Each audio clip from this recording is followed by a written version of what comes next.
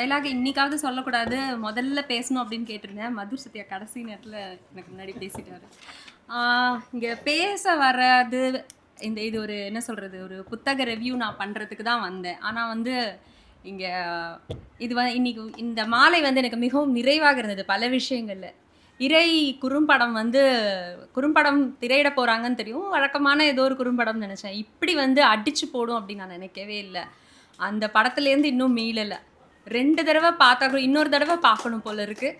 ஜெயச்சந்திர ஹஷ்மி இப்பேற்பட்ட ஒரு அற்புதமாக, கமல்ஹாசன் யாரும் சொன்னாங்க கிடையாது, அவ்வளோ கமல்ஹாசனால் இந்த ரோலை பண்ணவே முடியாதுன்னு எனக்கு தோணுச்சு. பிகாஸ் இந்த அரசியல், இந்த ஒரு என்ன சொல்கிறது, ஒரு மனிதாபிமானம் எல்லாமே வேறு யாரையும் அவரால் நடிக்க வச்சிருக்க முடியாது. இதில் என்ன சிரமமாக இருந்தாலும் அவர் மேனேஜ் பண்ணியிருப்பாருன்னு தோணுச்சு. Hats off Hashmi, thank you. அதுக்காகவே வந்து எனக்கு இன்றைக்கி ரொம்பவே I am really grateful to be here. அப்புறம் கட்டங்காப்பி, எனக்கு முன்னாடி பேசினவங்களெல்லாம் நான் பாராட்ட மாட்டேன், ஏன்னா எல்லாத்தையும் பேசிட்டாங்க. எனக்கு வந்து நான் என்ன பேசுறது, அவங்க மிகவும் அரசியல் தெளிவோடையும் எல்லாத்தையோடையும் பேசிட்டாங்க. ஸோ அப்படி பார்த்தா என் பேச்சு ஈஸி ஆயிடுச்சுன்னு சொல்லலாம். கட்டங்காப்பி, நான் நாவலை பற்றி பேசவா, ஹீராவை பற்றி பேசவா? அப்படின்ற ஓகே ஓகே, சம்சுதீன் ஹீராவை பற்றி சொல்லியே ஆகணும். அவர் மௌனத்தின் சாட்சியங்கள் எழுத்தாளர், அதெல்லாம் எல்லாருக்குமே தெரியும். எனக்கு அவர் அறிமுகமானது மிகவும் ஒரு சுவாரஸ்யமான விஷயம். எல்லா இடத்துலையும் அவர் இதை சொல்லுவார், ஆனால் நான் சொல்கிறேன். என்ன சொல்கிறதுனா, ஃபேஸ்புக்கில் ஒரு சின்ன சண்டை மூலமாக தான் ஆக்சுவலாக அந்த கதையை சொல்லும்போது அதை சொல்கிறேன். முக்கியமான எனக்கு என்ன தோணுன்னா, மௌனத்தின் சாட்சியங்கள் நாவலை நான் முழுசாக படிச்சிருக்கேன். அது அவ்வளவு ஒரு வலி நிறைந்த ஒரு தீவிரமான எழுத்து. அது அப்படி தான் இருக்கணும். அது முக்கியமான ஆவணம் எல்லாருக்குமே தெரியும். அதே மாதிரி மயானக்கரை வெளிச்சம், அவரோட அந்த தொகுப்புகளும் வந்து வலி நிறைந்தது. அவர் வலியை தான் படைப்பாக்கிக்கிட்டே இருக்கார். ஆனால் மனுஷர் ஒரு நாளும் நேரில் பார்க்கும்போது நீயா இந்த கதையை எழுதுனேங்கிற மாதிரி தான் இருப்பார். ஒரு நாளும் அப்படிப்பட்ட ஒரு தீவிரமான ஒரு தன்மையே அவர்கிட்ட இருக்காது. பயங்கர ஜாலியாக இருப்பார். ரொம்ப நகைச்சுவை ததும்பக்கூடிய ஒரு ஆள். அப்போ எனக்கு அது என்ன தோணுன்னா, அது எனக்கு ஒரு வலியை உள்ள கடத்தும். அப்போ இவருடைய இயல்பாக வாழ்க்கையை வந்து எந்த வலியும் இல்லாமல், எந்த ஒரு அநீதியையும் அனுபவிக்காமல் ஒரு மனிதன் வந்து படைப்புகளை கொண்டு வந்தால் அது எப்படி இருக்கும்? ஆனால் ஏன் அப்போ மௌனத்தின் சாட்சியங்கள் மாதிரியும் மயானக்கரை வெளிச்சம் மாதிரியான படைப்புகளே தொடர்ந்து வந்து கொண்டிருப்பதே இந்த சமூகத்தின் ஒரு அவலம் தானே. ஏன்னா யோசிச்சு பாருங்க, இந்த வலிகளெல்லாம் இல்லை அப்படின்னா அவரால் எப்படி, அவர் சொல்கிறார் இல்லையா, அந்த வலியை அழுத்தி வச்சு தான் வந்து ஹஷ்மி வந்து இந்த படைப்பை கொண்டு வந்திருக்காரு.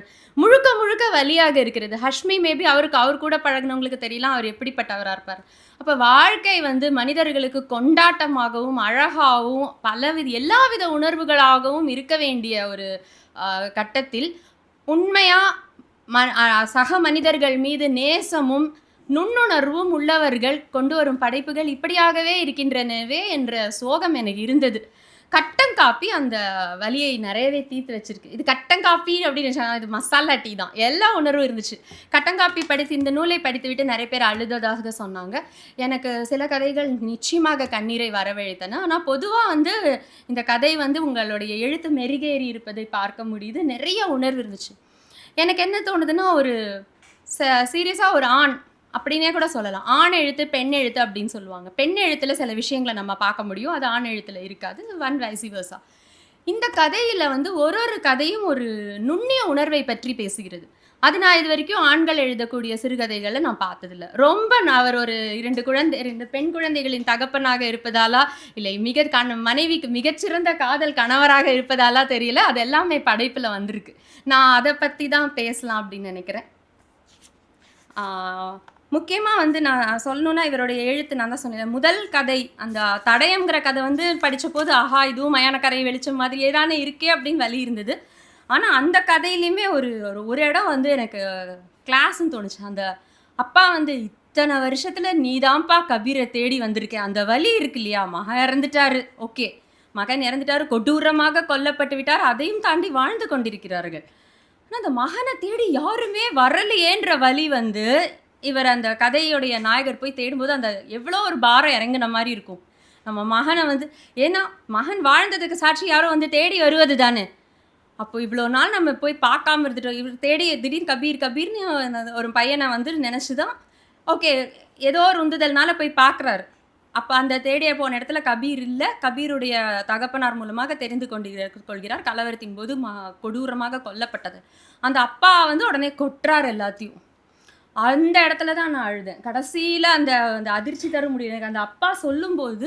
அவ்வளோ யோசிச்சு பாருங்க, அப்படி மறக்கப்படக்கூடிய மாதிரி எவ்வளோ வலிகளை இறந்து போனவர்களை விட அந்த மரண வலியை தாங்கி கொண்டு வாழ்பவர்களுக்கு எப்படி இருக்கும் அது. அந்த நுண்ணுணர்வை அவர் பதிவு செய்திருந்தார். அடுத்த கதை அப்படியே திடீர்னு ஆப்போசிட், சிலிர்ப்பின் அந்திமம்ங்கிறது வந்து பெங்குவின் கதை. அதை வந்து மதுர் சத்யா ரொம்ப அழகாக சொல்லிட்டார் அந்த பெங்குவின் கதையை.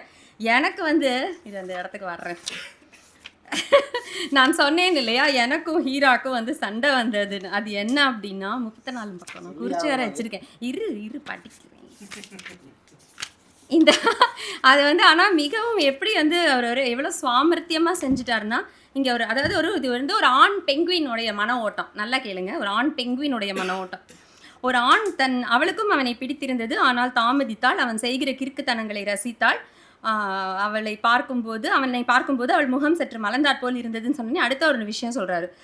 ஒரு ஆண் தன் மீது பித்து நிலை கொண்டிருப்பதை அறியும் போது பெண்ணுக்கு சிறகுகள் முளைக்கின்றன.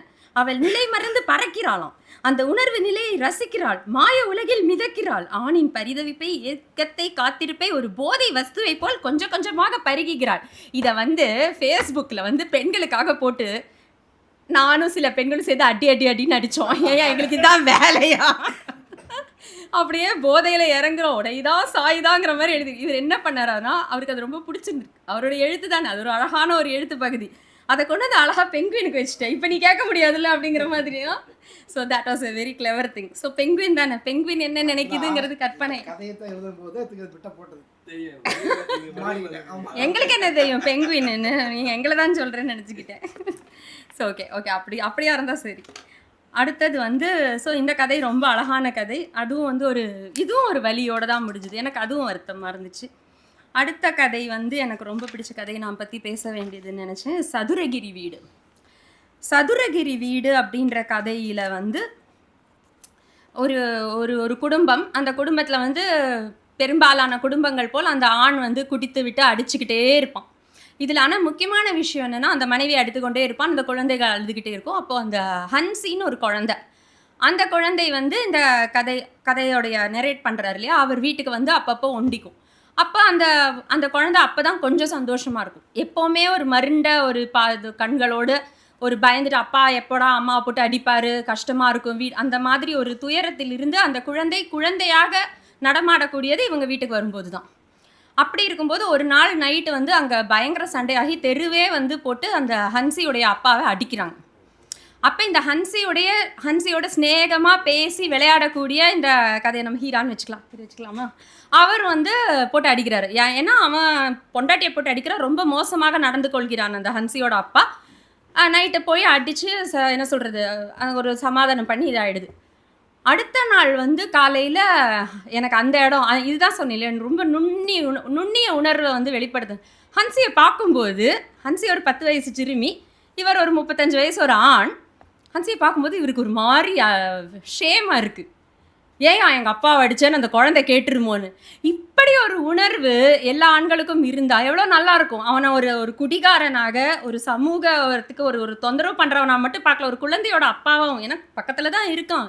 ஹன்சி எங்கே அப்படி நம்மளை கேட்டுருவாளோ, அந்த குழந்தைக்கு எப்படி இருக்கும் அப்படி அந்த ஒரு குழந்தையோட பெர்ஸ்பெக்டிவ்லேருந்து யோசிக்கிறவராகவும் அந்த ஆள் இருக்கிறார். இந்த மாதிரியான உணர்வுலாம் எனக்கு ரொம்ப புதுமையாக இருந்துச்சு. இந்த மாதிரி உணர்வுகளை பதிவு பண்ணதில் வந்து இந்த சிறுகதைகள் வந்து வேறு லெவல் அப்படின்னு நான் நினைக்கிறேன் ஹீரா. அடுத்தது வந்து அடுத்த கதை மோனி கதையை பற்றி சொல்லணும்னு நினைக்கிறேன். மோனி வந்து அந்த நாய்க்குட்டி, ஒரு நாய் வந்து அடிபட்டுடுது லாரியில். அந்த ஒரு குடும்பம், அந்த ரொம்ப பாசத்தோடு வளர்த்த அந்த குடும்பத்தில் ஒருத்தருடைய உணர்வுகளை பற்றி தான் அது பேசுது. அதில் என்னென்னா அந்த சின்ன மகள் தான் வந்து ரொம்ப அழறா. அதுலேயும் வந்து இவர் சொல்கிறாரு, எங்கள் அம்மாவுக்கு தான் வந்து சுத்தமாக முதல்ல மோனியை பிடிக்க, வீட்டில் நாய் வளர்க்குறதுலாம் ஹராம் அப்படின்லாம் சொன்னாங்க. அது எவ்வளோ அழகான விஷயம் பாருங்கள். முதல்ல ஹராம்லாம் சொல்கிறாங்க, வீட்டில் நாய் வளர்க்கக்கூடாது அப்படின்னு 1008 அவங்க அந்த ரிலீஜியஸ் இதை சொல்கிறாங்க. அப்புறமா அவங்களுக்கு வந்து மோனியை பிடிச்சிருது. வீட்டில் மோனி இருந்தால் எனக்கு பயமே இல்லை, இருட்டில் கூட நான் பாத்ரூம் போய்டும் அப்படின்னு சொல்லி அதை இயல்பாக ஏற்றுக்கிற அந்த அன்பையும் இயல்பாக நாய் விரும்பக்கூடியவங்க கிடையாது.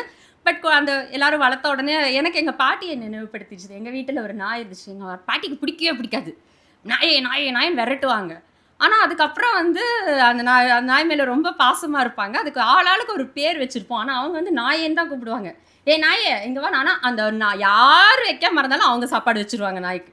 எங்கள் பாட்டி அதை கொஞ்சலாம் மாட்டாங்க. ஆனால் நாங்கள்லாம் மறந்தால் கூட அவங்க அந்த நேரத்துக்கு சாப்பாடு வச்சுருவாங்க. அது ஞாபகம் வந்துச்சு எனக்கு.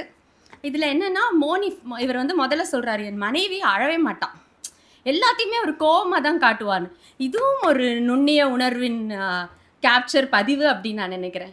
பெண்கள் பொதுவாகவே ஒரு கட்டத்துக்கு மேலே கல்யாணம் ஆன புதுசில் வேணால் ஆனால் ஒன்றும் அழுவாங்கன்னு நினைக்கிறேன். பர்த்டே மறந்ததுக்கு, ஆனிவர்சரியை மறந்ததுக்குலாம். ஒரு கட்டத்துக்கு மேலே அவங்க புருஷன் பார்க்குற மாதிரி அழவே மாட்டாங்க. கட்டுப்படி ஆகாது.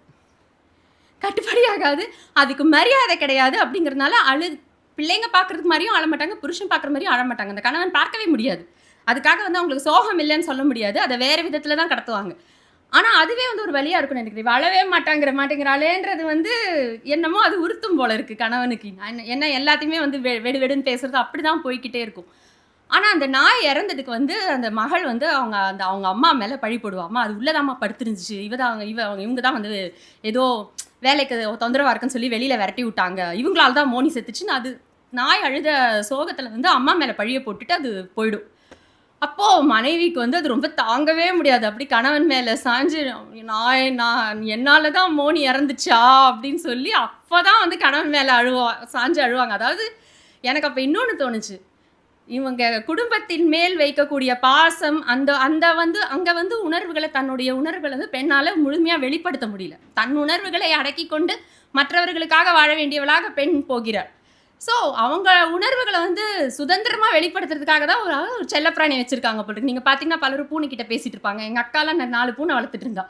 எங்கள் ஆத்தா ஆடு வளர்த்துச்சு, கோழி வளர்த்துச்சுங்கிற மாதிரி இந்த செல்லப்பிராணிகளிடம் தான் தன் முழு உணர்வையும் வெளிப்படுத்துகிறவர்களாக பெண்கள் இருக்கிறார்களோ. அதனால தான் அது இறந்தப்போ வந்து அழும்போது இவர் வந்து இத்தனை நாளாக இந்த அழுகையை எங்கே அடக்கி வைத்திருந்தாய் அன்பே அப்படின்னு எழுதியிருப்பார். அதில் அந்த கணவனுடைய உணர்வும் மனைவியோட உணர்வும் வந்து அந்த ஒன்று சரி ரொம்ப அழகான லவ் ஸ்டோரியாக இருந்துச்சு ஹீரா. அதையும் வந்து நான் சொல்லணும்னு நினச்சேன். அடுத்தது அப்பால் ஒரு பயணம். அது ஒரு ஃபேண்டசி. அது வந்து ஒரு மரணத்துக்கு பிறகு ஒரு மனிதனுக்கு நடக்கக்கூடிய ஃபேண்டசி. இது பல கதைகளை ஞாபகப்படுத்திச்சு. இது மாதிரி நிறையா இருக்குது. உறங்குவது போலும் என்று ஜெயகாந்தன் ஒரு கதை எழுதியிருக்கிறார். எனக்கு ஃபஸ்ட்டு படிக்கும்போது அதான் அந்த மாதிரி ஒரு பதட்டத்தை கொடுத்துச்சு அது. அதில் வந்து ஒரு ரொம்ப அழகான ஒரு இடம் வச்சுருந்தார். அவனுக்கு வந்து திடீர்னு ஏஞ்சிருவான், கல்லறையிலலாம் போட்டு மூடிடுவாங்க, எல்லாம் பண்ணிடுவாங்க. அவனுக்கு வந்து எனக்கு நிஜமாவே உயிர் இருக்கா அப்படின்னு. அதெல்லாம் கிடையாது. It's an imagination. அப்போ வந்து அப்படி இப்படி கையை அசைக்க முடியாது, அந்த பொட்டி எதுவுமே அசைக்க முடியாது. அப்போ என்னன்னா அதில் ஒரு காமெடி,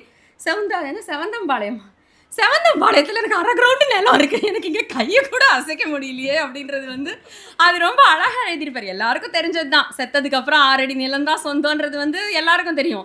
ஆனால் இந்த இடத்துல எவ்வளோ அது அந்த ஒரு எழுத்து வன்மை எப்படி இருக்குன்னா, கையை காலை அசைக்க முடியல, ஒரு சிகரெட் பிடிச்சா நல்லாயிருக்கும், செவந்தம்பாளையத்து 1/2 கிரவுண்டு நிலம் இருக்குது, அங்கே இருக்குது, இவன் எங்கெங்கே நிலம் வாங்கி போட்டிருக்கானோ அதெல்லாம் ஞாபகம் வரும்போது நமக்குடைய முகத்தில் அரையிறமாக இருக்குது. நிரந்தரம் இல்லாத மனிதன் நிரந்தரமான நிலத்தை சொந்தமாக்கி கொள்வது எவ்வளவு அறிவீனம் அப்படின்னு சொல்லிட்டு ஃபர்ஸ்ட் கிளாஸ். அப்புறம் இந்த கதையோட முடிவில் ஒரு லைன் வரும். அது இந்த கதையை வேறு லெவல், அதை நான் சொல்லிட்டா ஸ்பாய்லர் ஆகிடும். அந்த கதையோட முடிவு எனக்கு ரொம்ப ரொம்ப பிடிச்சிது. அது ஒரு சிலிர்ப்பை ஏற்படுச்சு. ரொம்ப நல்ல கதை. அடுத்தது எனக்கு இன்னொன்று சொல்லணும்னு நினச்சேன்னா, பெண்கள் பற்றி இதில் அந்த கதை முன்னுரை எழுதியிருப்பார் அவர். ஒரு இடம் ரொம்ப அழகாக சொல்லியிருந்தார். அதை நான் குறிப்பிடணும்னு நினைக்கிறேன். எனக்கும் மனசில் அது தோணுச்சு.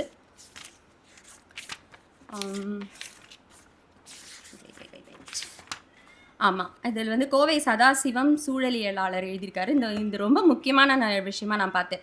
இதில் வருகிற சில இஸ்லாமிய கதாபாத்திரங்கள் தனித்துவமானவை. பொதுவான கலை இலக்கிய உலகம் காட்டுவது போல் இதன் பாத்திரங்கள் நீண்ட தாடியோடு தொப்பி அணிந்து கொண்டு ஐவேளை தொழுபவர்கள் அல்லர். அப்படி இருந்தாலும் தப்பில்லை. ஆனால் என்ன சொல்கிறாருன்னா, அடையாளங்களை சுமக்காதவர்களாக இருக்கிறார்கள், வீட்டில் நாய் வளர்க்கிறார்கள், கடவுள் மறுப்பை பேசுகிறார்கள், சுவரில் பெரியார் படம் மாட்டப்பட்டுள்ளது, இப்படியான வாழ்வியலும் சேர்ந்தது தானே சமூகம், அதையும் பேசத்தானே வேண்டும் அப்படின்னு சொல்கிறார். ஹீஸ் நாட் லைக் கம்ப்ளைனிங், அதெல்லாம் இல்லை, பட் இதையும் சேர்ந்து பேசியிருக்காரு. அதுதான் சொல்கிறேன். ஹீரா வந்து மிகவும் ஒரு உண்மையான அசலான இயல்பான மனிதர். ஆனால் இந்த சமூகம் வந்து நான் இதை குறிப்பிடணும்னு தான் நினைக்கிறேன், வலிந்து குறிப்பிடணும்னு நினைக்கல, இது மனசில் தோணுச்சு. ரோஹித் வெமுலா சொன்னதை, உமர் காலித் சொன்னதை நான் திருப்பி சொல்கிறேன். மனுஷன் வந்து அவனுடைய he's reduce to his very nearest identity. அது வந்து எவ்வளோ ஒரு மோசமான விஷயம். அடுத்தது ரொம்ப ஈஸியாக எதை வச்சு சொல்ல முடியுமோ அதை சொல்கிறதுன்றது வந்து ஒரு மட்டமான ஒரு சிந்தனை வளமே இல்லாத ஒருத்தங்க செய்யக்கூடியது. இந்த ஒட்டுமொத்த சமூகமும் அப்படி தான் இருக்குங்கிறது வந்து நம்மளுடைய சோகம். சம்சுதீன் ஹீரா அப்படின்னு அவர் மீரா கதிரவன் அழகாக சொன்னார். பேரை நான் ஆக்சுவலாக தோணுது சம்சுதீன் ஹீரா மட்டும் பேரை மாற்றிக்கிட்டு எழுதுனா ரொம்ப பிரபலமாயிடுவார்ல அப்படின்னு. ஏன்னா இவர் இஸ்லாமிய அப்படி. ஆனால் அப்படி கிடையாது. அது வந்து it is like you have to choose. நீ என்ன சூஸ் பண்ணாலும் நான் அதை ஏற்றுக்கணும். நான் சம்சுதீன் ஹீரான்னு எழுதினாலும் ஏற்றுக்கோ, மீரா கதிரவன் படம் எடுத்தாலும் ஏற்றுக்கோ. சமூகம் தானே மாறணும், நம்ம ஏன் மாறணும்? நான் எதுவாக இருந்தாலும் மாற வேண்டியது சமூகம்தான், தனிநபர்கள் கிடையாது. சமூகத்துக்காக தனிநபர்கள் தங்கள் அடையாளங்களை அழித்து கொண்டு மறைத்து கொண்டு இருக்க வேண்டும் என்று எதிர்பார்ப்பது ரொம்ப மோசம். இப்போ நான் பெண்ணுன்னா நான் பெண்ணுன்னு நான் சொல்லிக்கிறேன். நீ ஏன் என்னை பெண்ணாவே பார்க்குற அப்படிங்கிற வழி எனக்குள்ளே இருக்குல்ல, அதே மாதிரி தான். அப்புறம் அந்த உவமைகள் பற்றி நானும் சொல்லணும்னு நினச்சேன். மொழி ரொம்ப ரொம்ப அழகாக இருக்குது, ரொம்பவே கைகூடி இருக்குது உங்களுக்கு. தொடர்ந்து பார்த்துட்டு வரேன். ஸோ அந்த மாதிரி அந்த உவமைகள் பற்றி அவர் பாராட்டி சொன்னார். எனக்கு என்னமோ நீங்கள் ரொம்ப சாப்பாடு பசி நேரத்தில் எழுதியிருப்பீங்கன்னு தோணுது. ஏன்னா ஒரு இடம் பாருங்கள், காமெடி அவருக்குள்ளே இருக்கிற ஃபுல்லாக தொப்பெல்லாம் நனைஞ்சிட்டு போனால் அதை எப்படி உவமைப்படுத்துவீங்க? மைக்குக்கு ஏதோ லஞ்சம் கொடுத்துருக்கேன்னு நினைக்கிறேன். கோழியில் மசாலா தடவியது போல் நனைந்து கொண்டு போய் நின்றேன். அது கதை சீரியஸான கதை. எனக்கு நடுவில் சிரிப்பு வருது. ஏன் மழையில் நனைஞ்சது, கோழியில் மசாலா தடவிய கோழியை போல் நனைந்து கொண்டு போனேன் அப்படின்னு போய் நிற்கிறேன் அப்படிங்கிறார். வீட்டுக்கு போகிற நேரம் பசியாக இருக்கும் போல் இருக்கு. ஸோ அதையும் அதே மாதிரி தான் அந்த பெப்பர் அதை அவர் சொல்லிட்டார். இன்னொரு இடத்துல வந்து ஆமாம் இல்லை இதுதான் இந்த மாதிரி இன்னும் நிறைய உவமைகள் இருந்துச்சு. பட் எனக்கு இதுதான் ரொம்ப பிடிச்சிருந்துச்சு. மசாலா தடவுன கோழி மாதிரி நினைச்சிட்டு போனியம்மா நீ. ஸோ எஸ், இன்னும் நிறைய எதிர்பார்க்குறோம். கட்டங்காப்பி மிக அருமையான வாசிப்பு அனுபவமாக இருந்தது, எனக்கு ரொம்ப பிடிச்சிருந்தது. தொடர்ந்து நிறைய எழுதுங்க. நிறைய நகைச்சுவை ததும்பவும் ஹீராவால் எழுத முடியும். ஸோ அந்த மாதிரியும் அடுத்த கதையில் எழுதுங்க. நன்றி, வாய்ப்புக்கு மிக்க நன்றி.